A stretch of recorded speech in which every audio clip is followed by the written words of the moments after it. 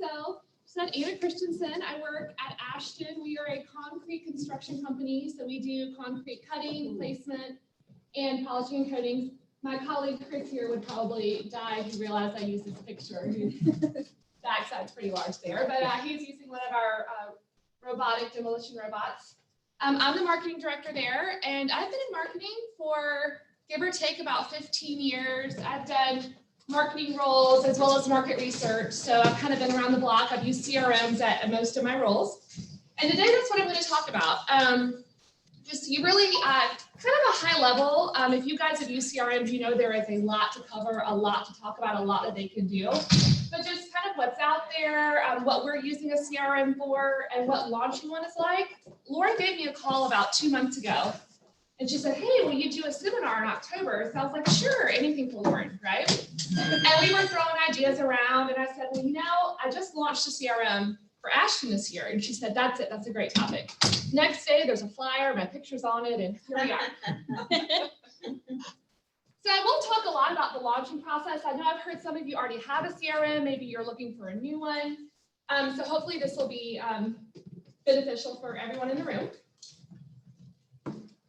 Oh, I need to click this way, right? Yes, to the right. Here, I got you. You got it? Yep. Okay, so CRM stands for Customer Relationship Management, or the process of managing interactions with existing and prospective customers during the sales process. Any strategy or approach that uses data to build, improve, and manage customer relationships can fall under the description of CRM. But the terms most commonly used in reference to CRM software technology. Now, they are traditionally a sales tool, but I would argue that a CRM is beneficial for all interactions because we want to be talking to our customers outside of a transaction.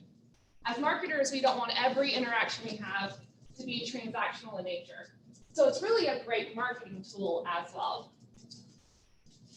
And it's essentially a database, right? You're going to have all of your customer information, first name, last name, email address, phone numbers, addresses, what company they work at, what company they used to work at. You can really house all of that great information.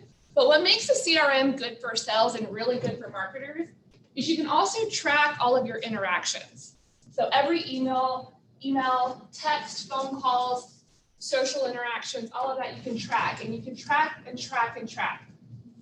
And what makes it so good for marketers is using your CRM reporting, you can start to see trends. You can start to see which interactions are working the best, what order they should go in, and all of that. So it's going to make, as marketers, it's going to make us smarter. Now, there's a lot of CRM softwares out there. Who currently is using a CRM? Okay, what are you guys using? Sorry, everyone's eating lunch. Salesforce. You're using Salesforce? Okay, that's probably one of the more popular ones. Microsoft 360. Okay, you have a CRM as well? Salesforce? We use 360, Microsoft, 360. and we also use Tempers as a combination of our payroll system. Okay. I actually don't have Office 360 here. But essentially, there are a lot of options. If anyone is looking to launch a CRM, looking at options, the list is probably hundreds and hundreds long, right? And it's kind of a tough thing. I realized doing this earlier this year to narrow this down. So this is just a small list, some of the ones that I looked at, and they all are going to specialize in something. So you have your CRMs that are really, really good at reporting. They have these robust analytics capabilities. You're going to have your CRMs that are really specialized in project management. You're going to have your ones that specialize in moving that pipeline, okay, closing those deals quickly on a really quick sales strategy. And you have your CRMs that are really good at marketing. You know, they offer that marketing automation. So how you narrow this list down is going to really be determined by what you need in your particular business.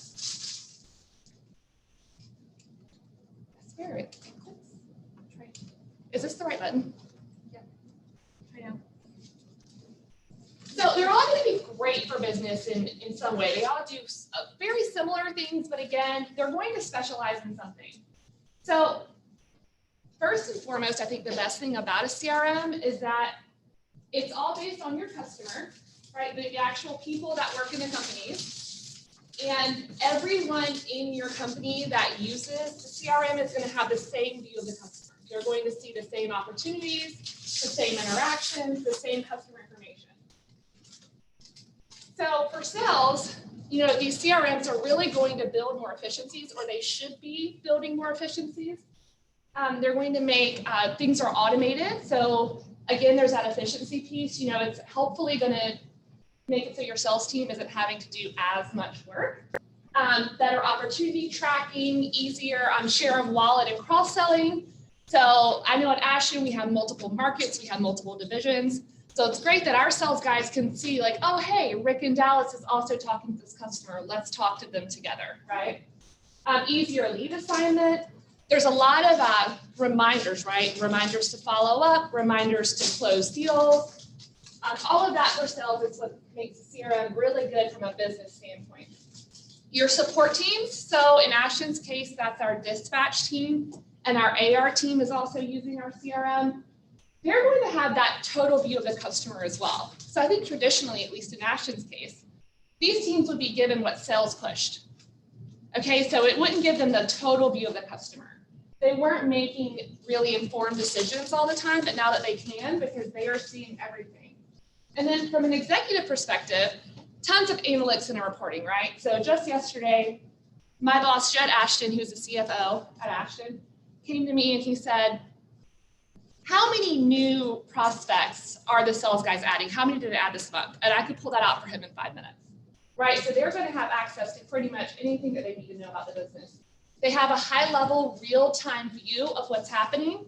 And again, multiple markets, multiple divisions. This is a huge asset to have that transparency across the board. And it reduces business risk, right? So I don't know, some businesses might feel this way. I know at Ashton, a lot of our customer data was living in sent boxes in Outlook and salespeople's iPhones. Okay, incredibly risky because, a salesperson isn't there tomorrow. You have to, reduce your sales scores because of a pandemic or something happens. Where does that customer data go?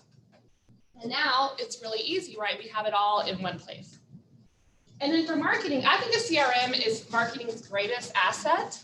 I actually, when I interviewed at Ashton, it was about 1.5 years ago, I asked my interview, what kind of database do you have? Do you have a CRM? Because I know marketing is a lot easier when you have this level of data that you can segment and you have that total view of the customer. You know how often you're talking to them, what you're talking about, what's important to them.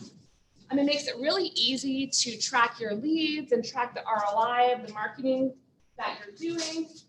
You can do campaigns very quickly. You can make your messages more personalized. So the bad news is Ashton did not have a CRM, but the good news is my boss, it was already on his mind. He knew that Ashton needed one, but he didn't have anyone to own it. So guess what? I got the job and I got to own the CRM. So I started my research. And really choosing a CRM, for me, it came down to these 4 buckets here. So you really want to get the answers to at least these questions before you start narrowing it down. So in this process, I was able to kick out most of those CRMs that were already on my radar. I did initial phone calls with most of them, and it's pretty easy once you understand your business needs to pick a few of those out. So the first bucket here is who. So who's going to be using your CRM? Is it everyone in your organization or is it just certain teams? And for us, there's even certain teams that not everybody has access because we didn't feel it was necessary. And then who are you adding to your CRM? Is it just customers? Do you also need to add partners? Do you need to add subcontractors? What kind of data do you need to store? And then who is going to be your project owner? Very important, because if someone's not owning it from start to finish, is it being used? Is it being used appropriately? In Kimberly's case, she mentioned like what's happening to the data, is the database clean? So I think those are really important in the who category. And then what? So what business needs does it need to fill? This is a big one. This was a lot of meetings for me with people at Ashton, just to understand where is the CRM going to fit? And then what data do you want to track? Okay, so what data fields do you want to track? And then are there current processes that it needs to fit? So part of this process too is defining your sales process, putting it on paper. And for us, our AR process and our dispatch process to see where a CRM would fit. And then what other programs does it need to talk to? A big one for us as well. So are there other softwares you're using in your company that you want the data to talk and to interchange between your CRM. So for us, it was an accounting software and our quoting software. And then how are you going to launch a CRM? So it's a big change for a business, right? And there's some training involved. So when will that happen? What makes sense? And then will you have follow-up trainings? How's each team going to use a CRM? And then will you ensure adoption? So how are you going to get everyone on board, make sure they're using it and using it appropriately? And then why? This is a huge one. I can't tell you how many times I've been asked why. Why are we doing this? So I would have a really buttoned up answer there. That makes sense for everyone. Your sales guys, your AR team, your dispatch team, whoever in your company is using it. So at this point, I'm new to Ashton. I'm new to construction. I'm new to concrete construction. I have a new role. So new. So in order to answer these questions, I had to have a lot of meetings. I met with my whole executive team. I met with the guys in each of our divisions, our polishing manager, our sales managers for sawing and drilling, for concrete placement. I met with all of our markets, just so I could make sure that we weren't missing anything. Any questions? What do you guys think? So this is what it really came down to for us at Ashton. And in doing this, I was able to even knock a few more out, right? So we're now down to 3 that we're starting to have meetings with at this point, involving more people on my team.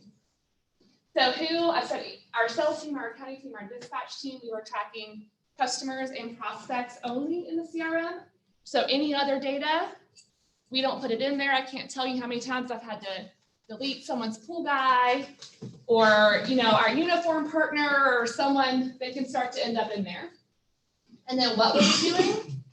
We wanted it to have connections to our quoting and accounting software. So at Ashton, as a concrete subcontractor, we have some projects that last a really long time. We have some projects where we get the call Monday, we're cutting concrete on Tuesday, we're billing on Wednesday, and we do the same thing for that customer the next week. So to get that full picture, we have to be able to see those interactions as far as quoting and billing go. And so integrating, has anyone integrated any of their softwares with their CRM?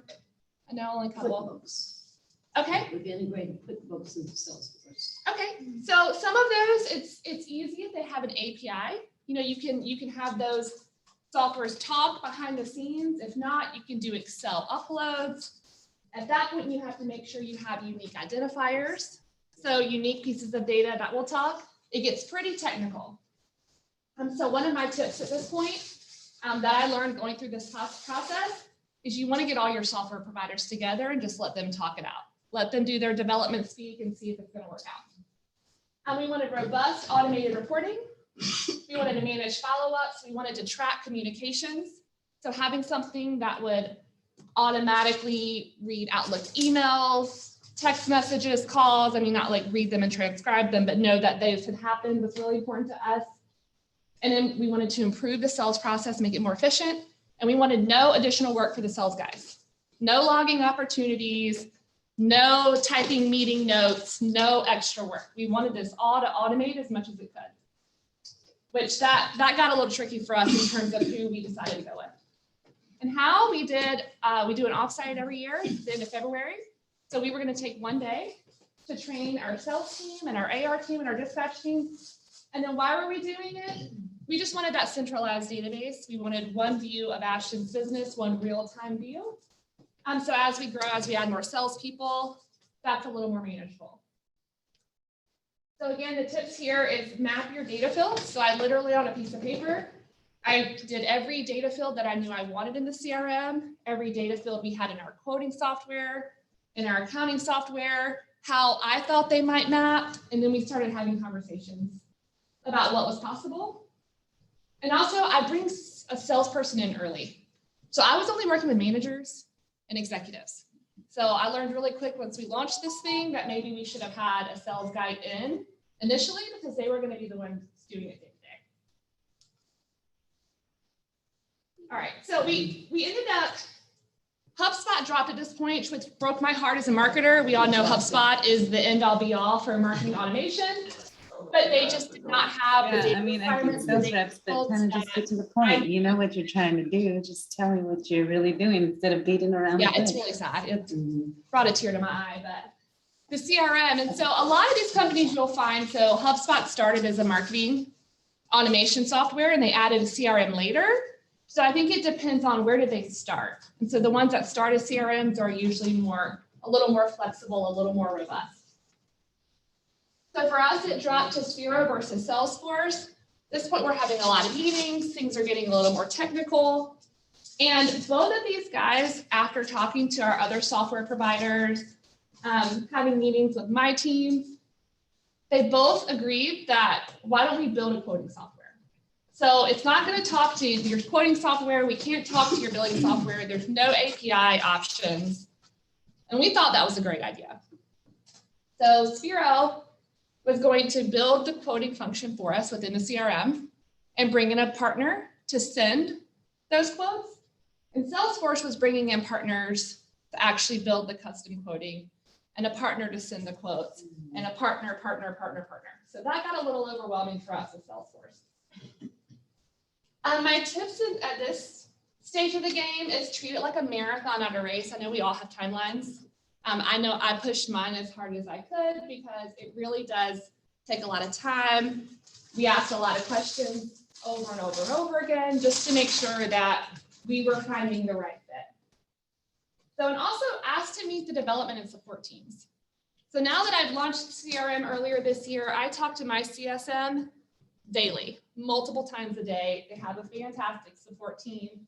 Things are easy to understand, addressed quickly, and that's been a huge asset for us. So I think it's important when you're making that decision to make sure your support team is going to be what you need.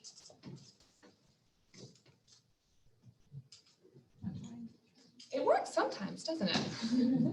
So we ended up going with Sphero, and for a few reasons. We loved the custom quoting idea. Again, that was going to make it easier for our sales guys, right? They weren't going to have to quote and then log that they quoted somewhere else.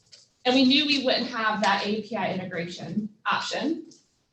We got a lot of custom data fields. We could pretty much make anything the way that we needed it. The data mapping was really robust. We were able to do a lot of things there as well. And it's super easy to use, honestly. It's very intuitive, a lot of tiles.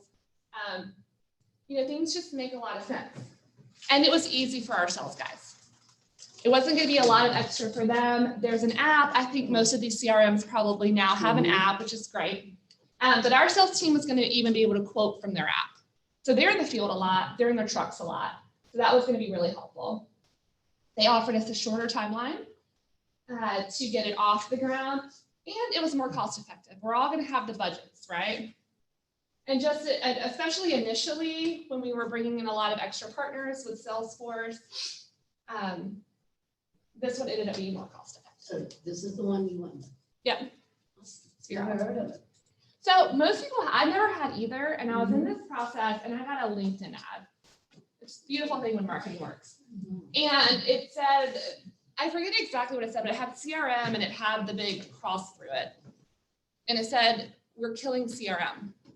And I thought, oh, from a sales perspective, right? So they really do market themselves as it's a much easier process for your sales team.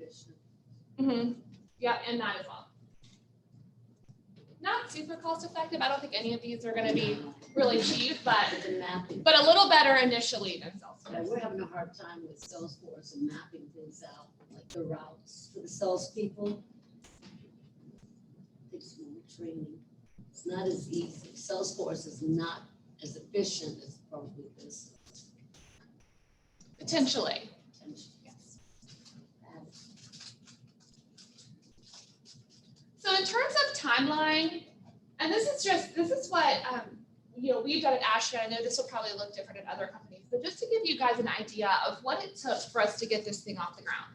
So we had about 6 months of research, tons of partner research, a lot of meetings. I was bringing different people at Ashton into meetings with different CRM providers. We had to define those business needs, which that took a long time as well. And then we did the partner selection. And once you do your partner selection, it's how many users and how many support hours. And you have to figure out a lot at that juncture as well. And then we jumped into development. So we did this in 2.5 months. It's probably long. I think we did it in about 2 months and 1 week, which it went very quickly. We had another partner selection here. So we did have another provider sending those quotes for us. We went with PandaDoc at this juncture. So they were getting all of our users added to PandaDoc and all of that. We redefined business needs because once you're in the CRM and you're building those workflows, at some point it's not going to necessarily fit your processes exactly.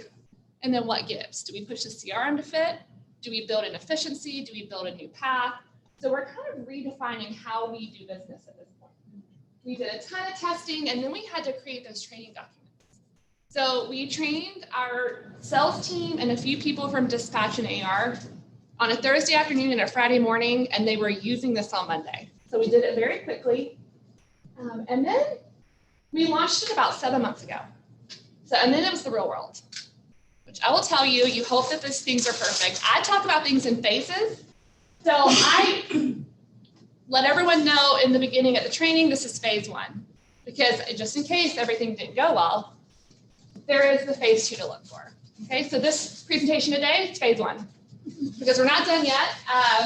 So there'll be a phase 2 maybe next year. Yeah, so the real world. The big thing is we realized, it wasn't as fast as our guys like to be. They're quoting all day, every day at night. They want things to happen really, really fast. And it just wasn't. It was happening, but just not fast enough. And there were some other issues. But what we decided internally was to feel the pain for about 3 months to make sure that when we did a phase 2, it was going to be exactly what everybody needed. And we actually launched our phase 2 about 2 weeks ago. Things are looking a lot better. We did realize one of the issues was PandaDoc. So we're now using DocuSign to send our quotes. It's a lot better. We ran into a lot of, it just wasn't super customer friendly for our clients. It was not whitelisted in a lot of the GCs we work with. So that was one of our issues as well as a few other things. So it's a process. And just for your project owner, it's about at least I'd say 50% of their time for the whole from the researching it to getting it fully off the ground. So how are we using it for marketing? Well, my plans got a little delayed. So I was going to have all of this launched by now, but it was really important to make sure that our CRM was fully functional for our sales team and working for Ashton as a whole. So something I am doing currently is I am doing tons of campaigns for the sales guys. It's super easy to go in and just automate a message if they need to reach out to all of our customers about something. So as an example, we just did that. We have an office in Laplace, Louisiana, which caught the eye of the last hurricane that rolled through there. So we just sent an email for them letting their customers know that they were back up and operational, things like that, really easy. Lead tracking, so all new prospects, we have to track where they came from, whether it was our online advertising or the recent trade show we went to. I'll add the barbecue cook-off from Thursday. We'll all be there. So did you meet this person at barbecue cook-off? That kind of thing. And then, so Q4 this year, Spiro does integrate with MailChimp. It's really great. I believe they integrate with HubSpot as well, but I'm not completely sure. I know that Salesforce does. But MailChimp's great. It definitely fits our needs at Ashton. So I'll be kicking off more email marketing and looping in our social posts in Q4 of this year. And also something I want to do is tracking our online leads is still very manual. So I'm hoping to automate that as well. So making sure those leads are going into our CRM and being assigned without me having to put them in and assign them. How are we using it just from a business standpoint? We're doing all of our quoting and our change orders directly in the CRM now. So our old quoting software is long gone. Our AR team's sending all they have to send credit card authorizations and credit apps and project forms and all of this accounting stuff.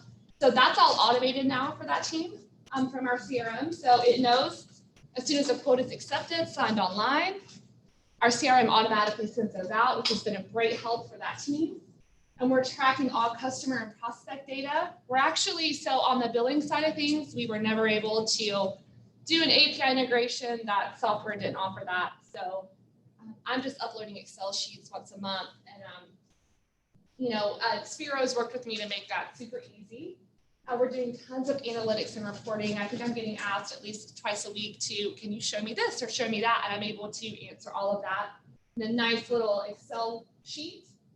We're goal tracking for our sales guys. It's gotten a lot easier to see who's doing what and how they're all stacking up. And then of course, we're tracking those interactions. Yeah, so Spiro, most CRMs do track with Outlook, right? And Spiro's does something, I'm not sure if other CRMs do this or not, but they'll actually, if they notice a business-like conversation in Outlook, they'll automatically add that contact to Spiro for the sales guy. So they're not even having to go in and add a new contact usually. And again, which was important to us to automate as much as we could so they didn't feel like it was more work. Now, if you talk to any of them, they might still tell you it's more work, but. And just to give you an idea of the difference in data that we saw from going to a CRM. So I pulled data from our quoting software, which again, our only data points at Ashton were billing software and quoting software. And neither of those were complete. So our quoting software didn't require an email address, and our billing software also didn't require a billing address. It didn't require a phone number. So there's all of these little data pieces that we're missing. So in 4 years, the data we had in our quoting software, we had a little over 2,000 companies, 1,600 contacts, 1,400 phone numbers, only 1,000 email addresses, and 41 job titles. So this was the picture we had of the business. And just since March, this is what we have in Spiro. And this is real time. So this is real. So we're actually working with almost 1,500 companies, but within those companies, we're working with almost 5,000 contacts, which makes sense, right? We're working with GCs, like we'll work with sometimes 10 estimators within one GC. We have over 2,000 phone numbers. Almost all of our contacts have email addresses because it's a required field. Some guys have found a workaround, which I'm gonna get after them later today about that. We're missing about, 30, and we have over 2,000 titles. So coming from a marketing standpoint, when I kick off the email marketing later this year and we wanted some relevant personalized messages, it's going to be a lot easier the more we know about each of our customers. So just some final tips and tricks and lessons learned that I've gotten this year just in going through this whole process. And some of these we've already covered, but think about reporting in the beginning. Just really think through and ask maybe some of your managers, your executives, what reporting will you want to see? And that's going to help you just really understand what data fields you're looking for. Think through your data segmentation, what kind of marketing messages you want to send. Your API integrations is going to be a big one. And flexibility, so how much will you want to change? How much will you want it to fit your business? So we wanted more flexibility than HubSpot was able to offer. So that helped us make our decision. And then again, you want to get to know your support team maybe before you make that decision. Your team, who's your project owner, very important for the whole process from research to really owning this thing day to day. And buy-in, I think you want to have it from everyone in the organization, especially your entire executive team, just because you're going to need it probably at some point in the process, including those salespeople early on, if not in the decision-making, at least in some of the testing and things like that. Training, so I do trainings once every 2 months. Nobody needs it, maybe they do, and they're just not telling anyone. So I still do those just to make sure we're all doing the data correctly, quoting correctly, those sorts of things. And overall, just run the marathon. If you have the time, take it to make sure you're making the right decision. Check your internet bandwidth. So we went from a server-based program to an internet-based program, and these guys, like I said, are quoting. They're quoting so quickly, sometimes they get the same quote number, which is crazy. That means it went at the exact same time. So it really hit our internet hard, and we actually had to upgrade. So just have that in your mind early on. And don't set it and forget it, because it's only as good as the data you're going to get out of it.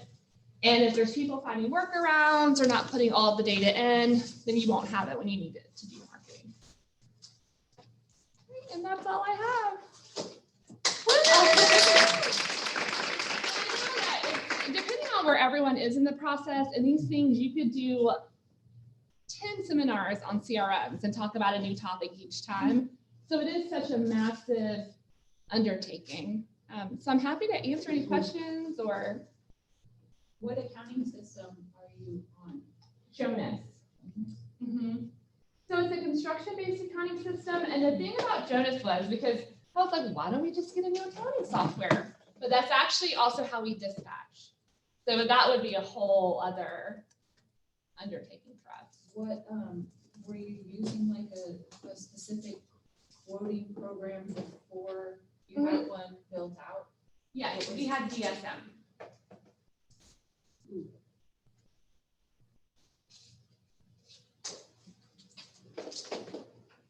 What, It's okay. oh wait. Rapid fire. What did your buy-in process what did that look like for your team? Like how, was it like the executive approach being like, we're doing this, like you're either in, you're not, or like how did it come up?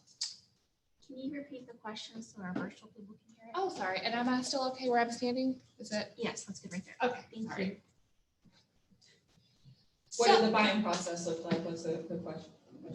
So I was fortunate in that my main supporter, the one person who had wanted this to happen for a while and just didn't have someone to own it, is an executive. So that was really helpful.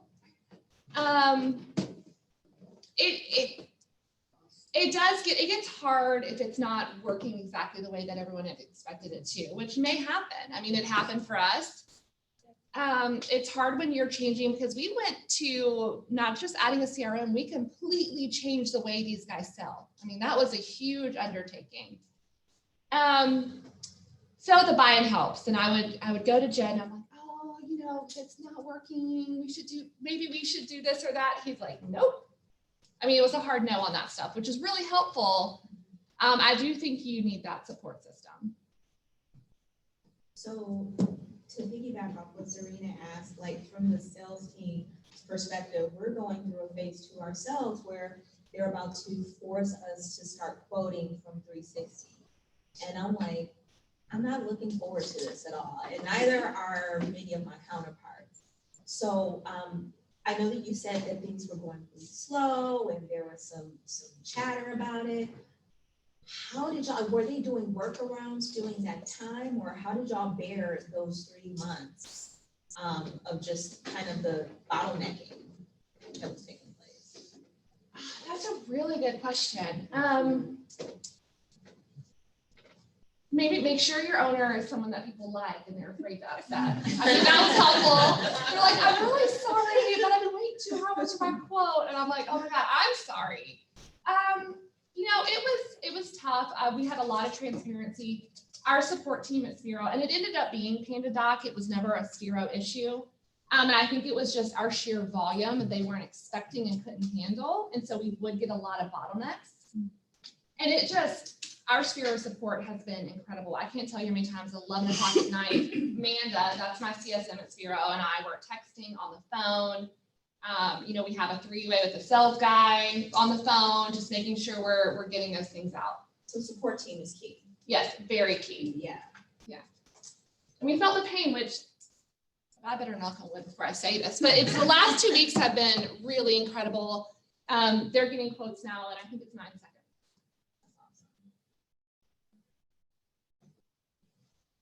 And they're able to quote using an app, which means they're able to access whatever pricing repository you have through that app as well.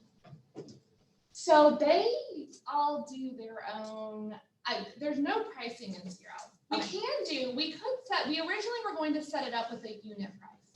But because we have so many divisions and there's so many, like saw cutting's not all created equal. So it was way too difficult to set in an actual unit price, but we could if we wanted to.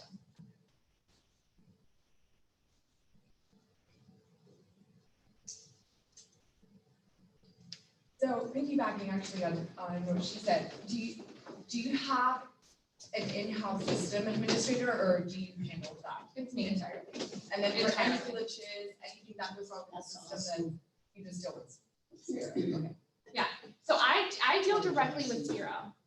And Sphero, so this whole time, Sphero was dealing with PandaDoc and is now dealing with DocuSign. Honestly, it's the most incredible customer support I've ever had.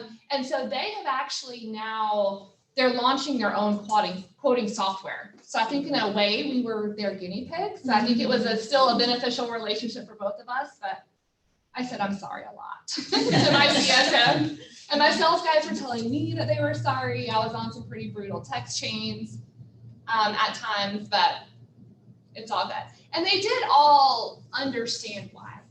And they understood the business reason and why, if this would just go faster, this is why it's good for Ashton overall. But it does communicate with outside quoting software, right? No. So we built quoting directly into our CRM. So the guys are in Spiro now all the time. They work in Spiro, they go do their quotes there. They can print the quotes out. They can send emails directly from Spiro.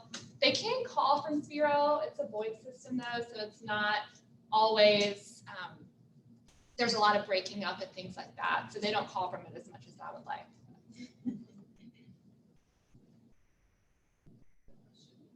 Can you explain a little bit like the contract process? Because I know that sometimes it's very tedious or you have a lot of heads like dealing with the executives, but how did you kind of formulate that contract? Is it through licenses? Was it more like an overall cost estimation of how much it would be like, I guess, implementing all the other systems that they would Sure. do for you? So, and this, because we went this far with Salesforce as well. I mean, we really were back, and Salesforce was great. I think with Salesforce, it started to feel like it was going to be overwhelming, and we didn't want to overwhelm our sales guys, right? We still wanted it to feel easy for them. So that was really the deal breaker for Salesforce. But now, for Salesforce and Spiro, there is your implementation fee, right? You're upfront, you get a lot of support hours. That what is it going to take to make this system work for your business? And so there's that fee, and then there's user, usually annual. So it's however many dollars per user. So there's that, and then with Spiro, we are paying separately for our DocuSign licenses, and so that's per user as well. And with Salesforce, we were going to pay any of the other providers that were helping to customize Salesforce for us. One of the many providers, right? Yeah, yeah. It was a bit of it got very big, and we were in meetings with all of them, and I was feeling overwhelmed, and I was thinking, if I'm feeling overwhelmed, I'm gonna be the one owning this thing. So it was a lot. And Spiro felt very easy from the beginning. So it's pretty simple now when I add a user, which I'm doing a lot now, we're growing. I'm probably adding a sales guy every month. And then I just get an email saying your license has been added. Their billing is super simple. We're billed quarterly. So it's really easy to see, which salespeople we're being billed for each quarter.